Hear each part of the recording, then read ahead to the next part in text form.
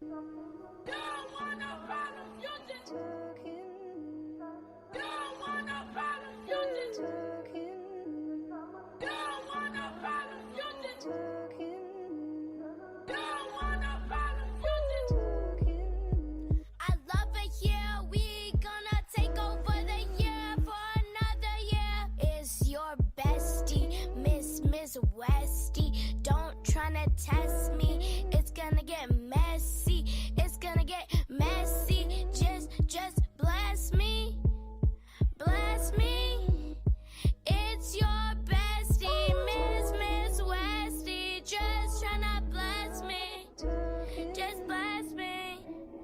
Bless me. Don't want no problem, you just talking. Don't want no problem, you just talking.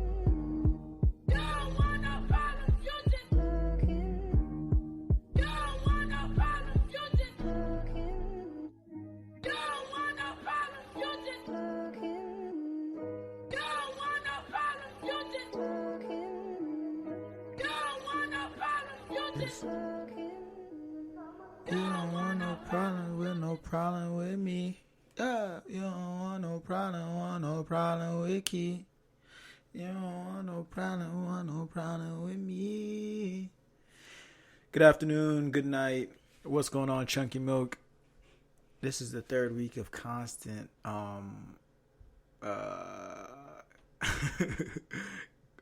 constant episodes, constant whatever you call it, constant consistency. That's why it wouldn't come to me, because alliteration is not really my strong suit. That's a lie. Listen, I'm doing well. I had to cleanse the palate from the last song that we had from last week. I got a copyright strike for that, so it kind of fucked up my whole YouTube situation a little bit. But I wasn't monetized yet, so it didn't hurt that bad. But we here now, and I had to cleanse the palate with my bestie.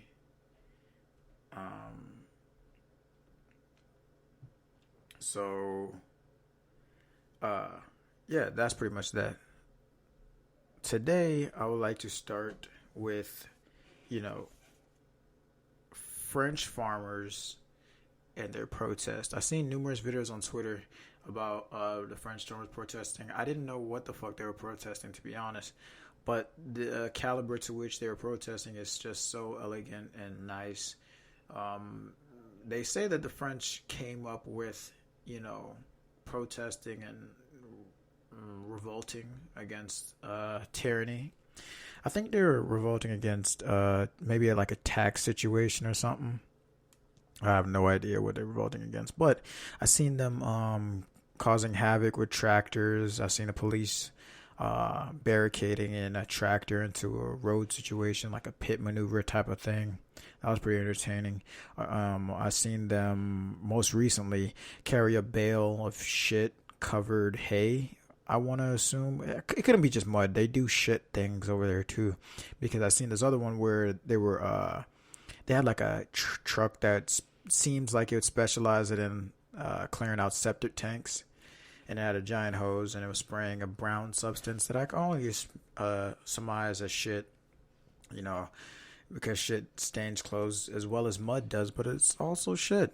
So, you also don't want to touch it. Now, let me read the article. French farmers' protests continued yesterday, blocking roads and dumping imported produce across the country, demanding government action to address numerous grievances. The protests, now in their second week, are moved towards Paris after breaking out in the southwest agricultural region. At least 2 people have died during the protests. I thought they were on some Ronald McDonald bullshit. It's not funny, like RIP. But, oh wow, their deaths must have been like crazy. Because I don't see how, well, unless it was like some police brutality type shit, I don't see how they would die from just like, that's going to be comedy. Like if you see that video and you put like some Three Stooges music behind it, it has to be on some idiot type hijinks death.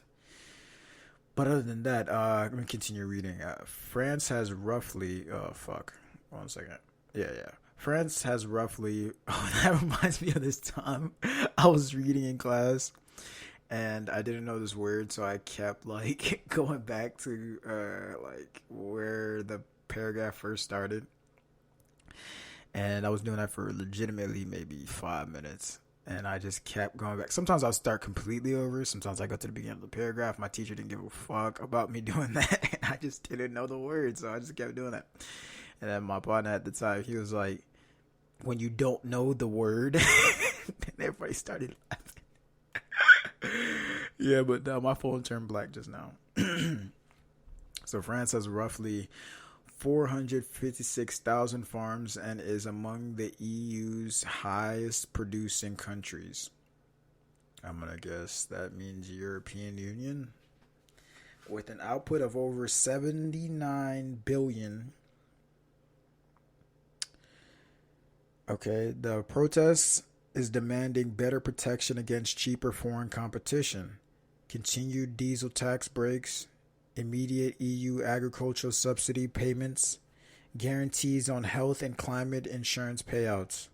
Well, it seems like they're just fighting for, shit that just makes sense in a growing and ever-changing world and society where they're keeping old traditions strong, and it's kind of fucking over mom and pop type joints. And most businesses start at mom and pop type joints, but it seems to be, they're holding strong to their values and trying to change with the times, but the government's kind of slow to do that, and they're trying to demand certain things, and I'm with them all the way. I know how to speak French too. I'm not gonna do it now, but I know how to speak French very fluently. That'll do fromage. So, what was the next topic I would like to talk about? That's just the first thing I just want to talk about, because I seen them going into a McDonald's with like I was saying, a bale full of shit covered hay and just smearing it everywhere and locking the door after that.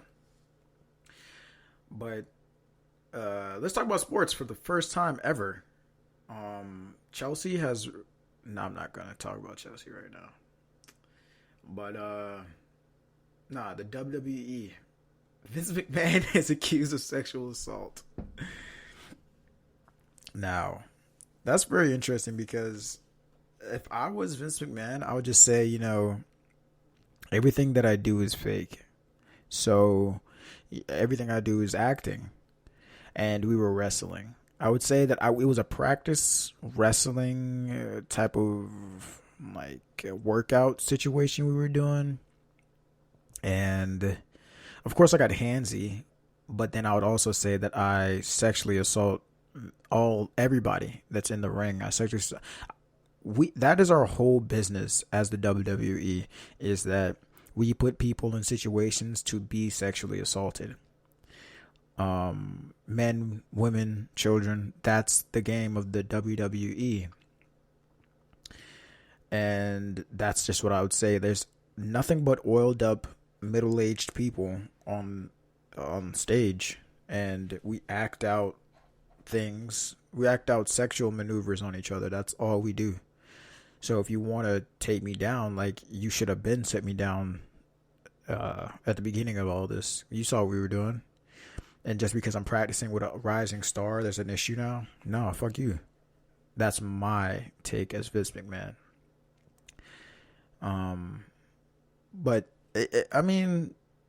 he also had to step down as CEO in 2022 because of other devious behaviors, which also, I don't know, with these old wrestlers, they're from a different time entirely, and then they have to be a novelty, so they're kind of literally stuck in the time that they were at their peak. Look at Ric Flair. Ric Flair needs a IV. He needs vitamin D. He needs vitamin C. He needs any type of medication. That's what Ric Flair needs. Ric Flair needs a translator at this point. His speech is so slurred. I never watched wrestling, so I just knew it was fake since I was a jit. And even though people that watch it know it's fake, I think that it was just never entertaining to me. Even though my old ass grandma used to, well, not my grandma, but my grand aunt used to watch that shit, and she was like 60 plus at the time, and it was so confusing. But she used to be like, "Beat her ass, bitch." And I'm sitting there like, what the fuck are we doing? But nah, Vince McMahon, believe all victims, to be honest. Put him under the jail. I don't think he has enough money to defend himself. I think that with a great lawyer and a large amount of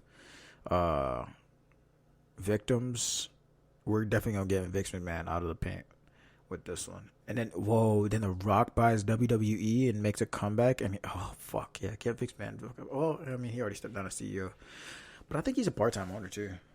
I'm not sure about any of these facts. I said I was going to research. I really, really, really tried. But it's just a topic that I don't give a shit about. It was just, like, interesting to me to bring up. But, yeah, on a lighter note, there was another shooting, a school shooting in Michigan.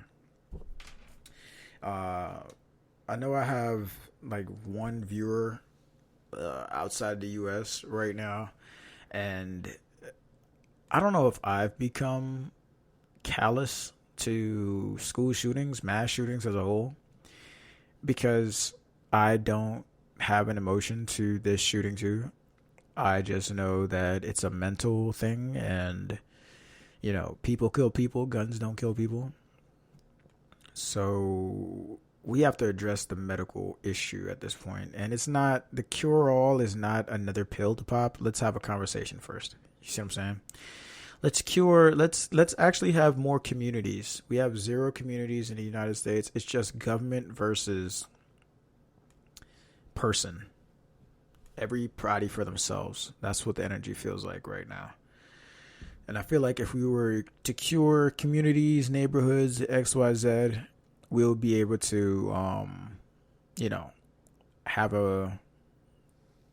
everybody would have somebody to talk to, and you would be able to relate to so-and-so, and you wouldn't be crying out for help in these ways that makes the whole country, like, feel bad type joint.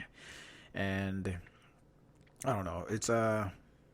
But I don't think the cure-all is take away guns either. I think taking away guns is just not even last resort. I think if the guns were literally taken away, that's going to be the only type of revolution we'll ever see. But yeah, no, there was another shooting in Michigan. Of course in Michigan, because you know Detroit's good for what? What is Detroit good for exactly? Oh, nothing? Okay, cool.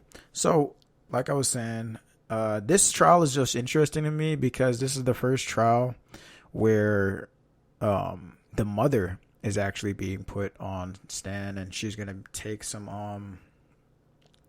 of the responsibility for the shooter's actions. Can I get a gunshot for that one? Thank you very much. So, let me read a little bit of this article. Michigan school shooting trial. The mother of a convicted Oxford High school shooter went on trial yesterday for involuntary manslaughter charges. For the first time, a parent of a U.S. school shooter has been charged directly in connection with an attack. The father faces a separate trial in March. Prosecutors argue that Jennifer Crumbly, 45, was grossly negligent of the dangers of her son posed prior to the shooting, claiming signs of his mental instability and violent tendencies were clear. Her son was 15, killed 4 students, and injured 7 others at his school. November 30th, 2021, using a 9mm semi-automatic handgun his father bought for him for Christmas 4 days before. Wow, that's actually crazy as fuck. This nigga has pretty good aim. 9mm, he probably had like a 17 mag. He got 4 of them and injured, what did I say? He killed 4 and injured 7. And he's only 15? Yeah, this nigga was a marksman, for real. With a pistol? A 9mm pistol? Well, it depends on how close he was. Depends on how close he was. Depends on how close he was. Yeah, I'm gonna retract that statement. I don't know if he's that good. Um, but yeah, no, I think this is very, very interesting because, like I was saying, his mental stability and violent tendencies were clear.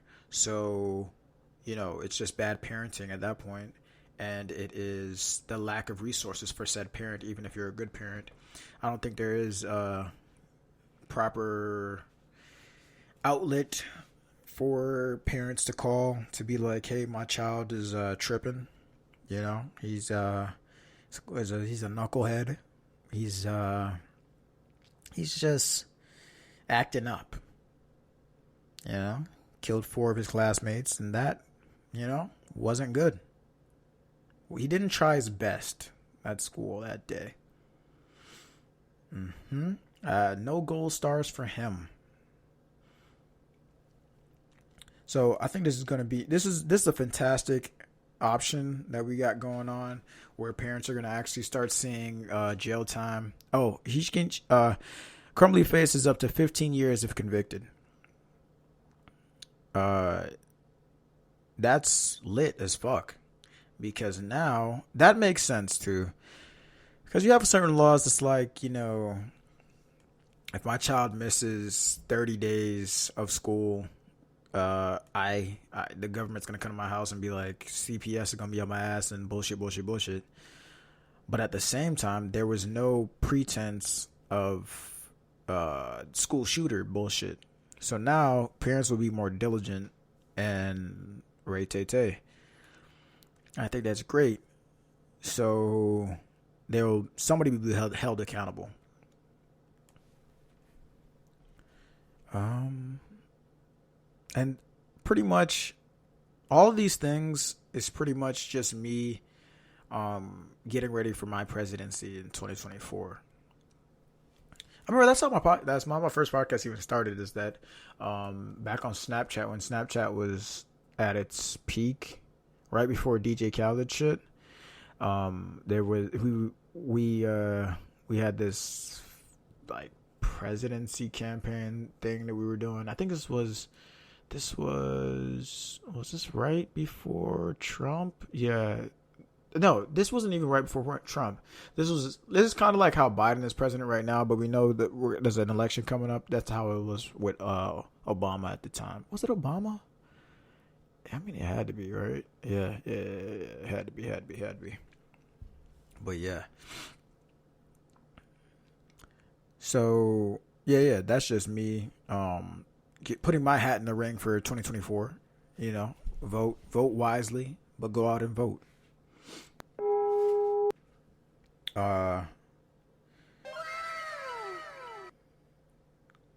Desantis exits the presidential race. We did it, Joe. Florida Governor Ron DeSantis ends his Republican presidential campaign Sunday, 2 days before New Hampshire primary. DeSantis, who came in second behind former President Donald Trump in last week's Iowa caucuses by 30% points, announced his exit on X, formerly known as Twitter, while endorsing Trump.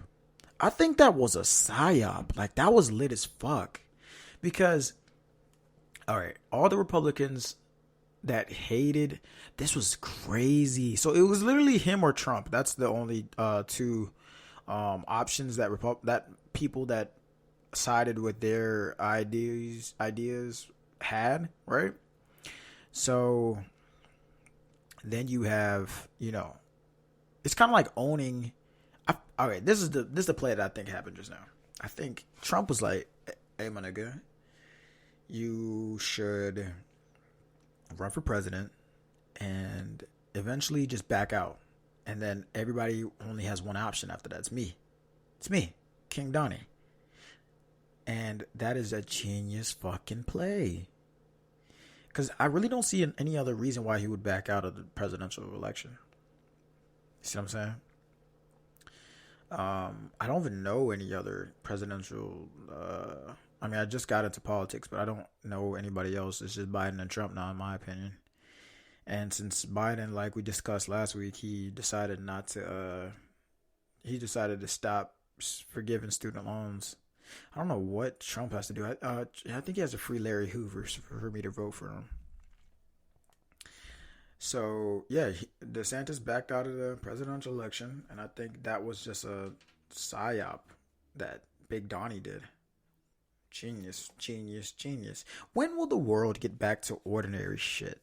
You know what I mean? I remember I was never really into politics, but I knew of things like. When I was younger, I was very, very, very, very, very, very, very, very, very liberal, and it was pretty much because you had these people teaching about liberal things. I mean, I went to a liberal arts school. However, when I was home and in my spare time, blah blah blah, and normally revolutionaries are liberal leaning. Well, it depends on the government, in it. But yeah. So you had people that were teaching me about, being a liberal and being more conscious and all these types of things, and empathetic, like Jon Stewart. Jon Stewart, at the time, he was on the Daily Show, and I was a big fan of the Daily Show. I can't even say still am, because I haven't watched the Daily Show in years. But a producer for the Daily Show says that Jon Stewart may be returning, and I don't know if he should. I like when you leave when you're on top. Either leave when you're on top or stay and die on the field with some honor. Yeah, those are the two options that I agree with the most. And him coming back, I mean, nobody else could fill his shoes, so I don't know why he left in the first place. And it's kind of sad because the Daily Report sucks because Stephen Colbert is up somebody's ass every week. He's like a puppet at this point. He's a hollow shell of what Jon Stewart could have been. And I think he accepted too much money, and he has too big of a contract at this point to ever go against the grain in any sense or form of the matter. So we're just watching a man parade himself up and down for the big wigs upstairs and sitting on $100 million without any respect from even the followers that he used to have or the detractors that he used to have too. It became less a political show. I mean, also all the writers on there kind of suck dick. Yeah, none of them are good anymore.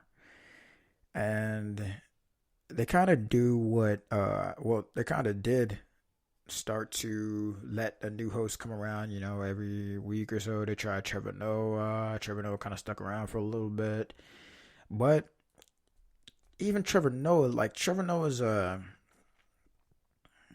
do I say this? He's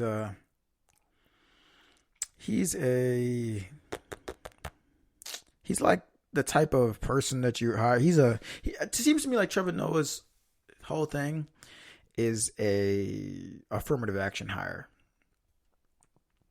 That's why I feel like everybody was that took the Daily Show. Well, not even just the Daily Show, but had those like night type of comedy shows that were about politics and shit like that.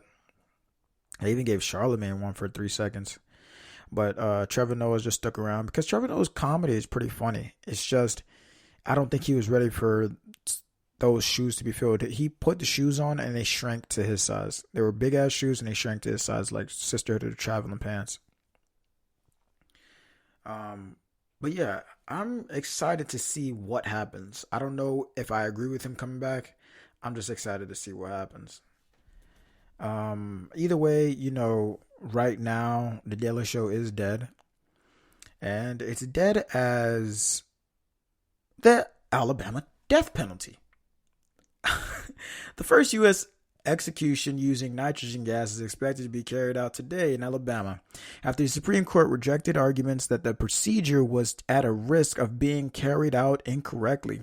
The inmate, 50-year-old Kenneth Smith, was convicted in 1988 on a murder for hire plot, which is fucked up. Like, you're supposed to, okay. If I was on death row, I'd be like, all right, nigga, hurry the fuck up type shit. You see what I'm saying? It costs more, and since I'm not even on death row, it costs more money to keep niggas alive than it does to kill them. Secondly, I don't even want the government to be able to kill people. That's another thing. Thirdly, I think that prison should be a worse environment than it is, and the sentencing should be shorter, right? Because I think taking away somebody's time, other than killing somebody, taking away somebody's time is the wickedest thing that you could do. That's why I don't like my time being wasted, you dumb bitch. Sorry, I'm gonna keep my personal life separate. So, yeah, I think taking away somebody's time is the most wickedest thing that you could do. So I think, all right, if you kill somebody, if you're a serial killer, I think that you should get maybe like 15 years, right? 15 years for maybe 3 years every person you killed. No, that's not good enough. Well, okay, yeah, 3 years every person you killed, up till 5. Then after 5, 21 years behind bars, right? But no, I think a life sentence is what, 25 years? I don't know what life sentence is, but life sentence should be 25 years. And then if you're a serial killer, you then kill 5 people, let's say, and I think prison should be something where like you eat literally the same shit every day, and it's like gray mush with just the right vitamins to keep you alive type shit. I think these people should have a sentencing close to like Griffith from Berserk, like that terrible of a sentence. I think that your cell should be so uncomfortable. There should be no cushioning on the beds either. I think that your cell should be so uncomfortable that you don't know where to sit or stand, and both of them is a shitty option. And there's no outside time whatsoever. I think that too. But also, I think that every police station should have like a minimum of maybe like 10 detectives. All right, maybe 1 detective for every 3 officers, every 5 officers, right? And without meeting those requirements, you cannot be a police station anymore. And because I think having a detective is more important than having a police officer, because you have to know how to investigate shit that's going on. You can't just go to a crime scene and arrest people that are talking or arrest people that are moving around funny, blah, blah, blah. But yeah, so you see what I'm saying? So prison should be worse. Sentences should be less. Pay police officers more, but they have to do their job well. And there should be a 2-strike system. 1 strike is a dox of pay, and the 2nd strike is a firing without the ability to work for the government for a year. So you can't go, or you can't work for infrastructure for a year, not just the government. You can't get a construction job. You can't do anything like that. You can just do fast food and nursing homes and fucking gas station and shit like that for a year. Then you can come back and apply again. You see what I'm saying? The punishment should be more severe for when you fuck up your job as a police officer, I feel like. But yeah, no, Alabama is the place that I would think would invent a new way to do capital murder. So the vast majority of the U.S. executions over the past 5 decades utilized lethal injection. Alabama approved the use of nitrogen gas as an execution method in 2018 amid a shortage of drugs required for lethal injection and mounting criticism over the method. The subject dies of nitrogen hypoxia. While the non-toxic gas makes up 78% of ambient air, the 100% nitrogen gas lacks any oxygen, effectively leading to suffocation. Damn, that's like probably painful as fuck. I know. Maybe the electrocution was too expensive as well, because that's high power outage. But that shouldn't be that. I don't think they should be killing people anyway. So I never want to think about how expensive that is. The state attempted to execute Smith in 2022, but the prison officials called the procedure after reportedly failing to connect the intravenous lines required for lethal injection. I'm thinking they missed a vein or something. Maybe he's like a meth junkie. He used up all his good veins and shit. Who knows? Maybe he's a great guy. Maybe he's a fucking innocent man. Who knows? Now, this is part of the show where we're going to take a different type of like dive. We're going to discuss some things that because I like to be the solution to the problems that I discuss all the time. You know, if we don't have solutions to the problem that we discussed, then what the fuck are we doing? We're just venting. No, I don't like that shit. So, firstly, I just want to bring up some situations that we were going through my mental in the past couple of days and how I maneuvered around them, and then how I will, you know, what I learned from all these situations. So, it's very interesting to me how a lot of people only accept messages from people that are perfect. I think that's why we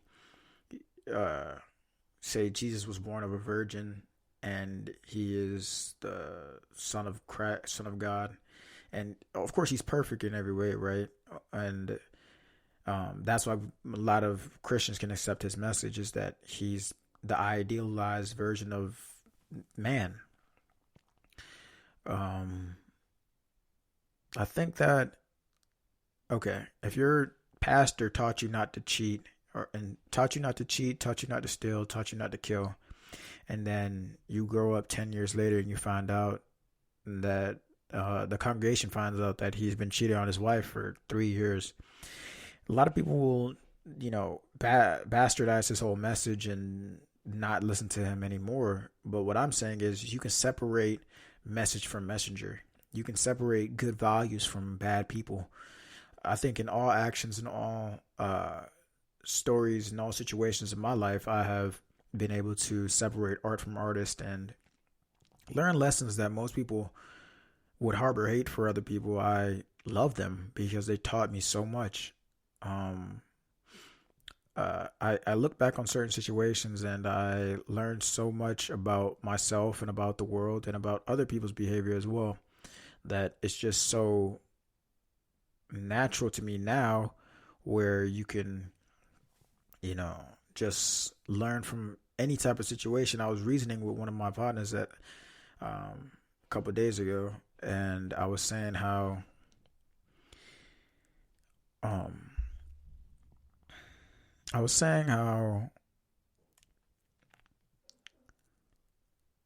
do I word this? I was saying how from everybody else's, from people's perspective, from other people's perspective, they're always doing right. If you even attribute this to Thanos, you know, he snapped his finger and killed half the universe, and even sacrificed his only daughter. Well, no, his favorite daughter, pretty much his only daughter, to achieve his goals of saving half the universe. He thought in his mind, he's saving half the universe. He's not killing half the universe. He's sacrificing half the universe to save half of the universe. And the Avengers from perspective is, nah, nigga, like that. You can't choose who lives and who dies. You can't do that shit. And that's pretty much what I'm saying is, from everybody else's perspective, they think they're doing very good. So I like to look at everything from my perspective, from their perspective, and an objective perspective, because there's objective truth. Well, that's interesting too, because everything is perspective, but there's duality in all things. So I think there's perspective, and then there's objective truth, and then in perspective there's my perspective and others' perspectives. So those are the two forms of duality right there, polarity right there. I don't know. It's kind of interesting how people have to be perfect for their message to matter. I think that the more disciplined somebody is, the more Christ conscious somebody is, the higher value their words have. Like, if you think of the most wisest person on earth, I bet they don't talk much. I bet they're older. I bet they have gray hair. I bet you can't imagine them doing malice as well. I bet they just do all good moral things. However, nobody's perfect. So you should be able to practice separating yourself from your perspective and just digesting the words. Because I think your perspective is the only one that makes that person imperfect. Because everybody's perfect as themselves. And also, we are all one. That's how we have the ability to do these things that I'm talking about. How we have the ability to, go outside of our minds and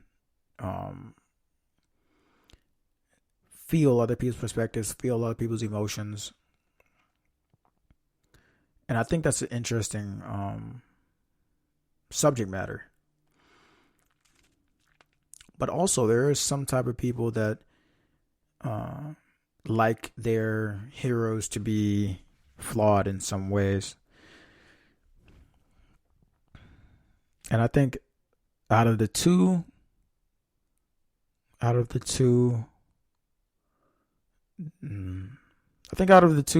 the group that I would subscribe to. I enjoy, although I have no idols, I am inspired by certain qualities from flawed heroes. The second thing I want to talk about is how I had an incident, not even an incident, it was so small, but somebody was being passive aggressive, asking me for a favor, and they're younger than me, and I was trying to teach them a lesson, and I was intentionally making the whole asking very difficult for them because they were being passive aggressive. They didn't come out right and ask me, can I borrow a pencil? They would say, Jeffrey just stole my pencil and I need a pencil. And I would say, like, are you asking me for a pencil or are you telling me that you don't have a pencil? And then their response was like, never mind, I don't need a pencil. And I was like, okay, anyhow you need a pencil, just ask. Because that's the truth. Anyhow you would have asked for a pencil. Of course, I would give you a pencil if I have another pencil. But I think as men, we need to learn how to communicate properly. I think there's too many effeminate men that live in their emotions, and that's the most dangerous. An undisciplined man that lives in his emotions is the most destructive and difficult to be around, the most combative type of man in a bad way. I think that the best thing for you to do is learn to control your emotions and have these difficult conversations, because there's going to be this is what I told him, is that there will be much more difficult conversations in life. And this was a layup, this was a layup during high school practice. And eventually you're going to make it to the league and you're going to have to hit, a shot like a buzzer beater off your pivot with two defenders in your face from half court, and you must make that shot. So you should practice this layup first now, so you even get comfortable hearing the net recoil. You know what I mean?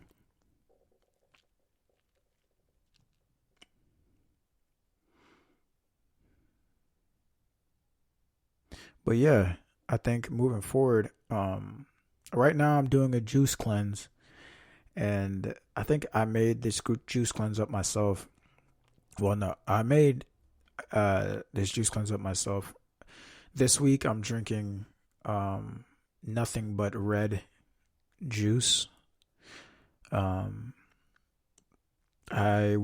recipe is it's mainly carrot juice, to be honest, carrot juice, beet juice, and I'm going to every week make a different batch of juice that is reflective of the chakra colors, and from there I'm going to like ascend my chakras to my crown chakra, essentially, with drinking this juice and going along how I normally am going along. I'm trying a new livid. I'm not going to broadcast it just yet. See what goes around with that. And yeah, I hope you had a wonderful time with me. If you did, please leave us a review and comment something to be like, yeah, I made it to the end. But let me know what you think about this episode. This is going to be the new structure for the foreseeable future.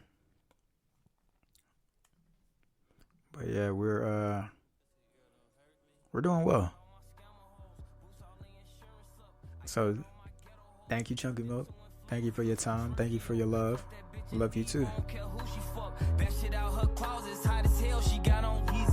I got moles with me, bump out the feds, man. I got foes with me. You got goofies with you. Before I do that, I keep some hoes with me. For my gun when I'm in Cali, nigga, this your city. Why you DM my bitch? I got like we fuck these hoes below city. Street niggas won't rain me. I'm like calamari.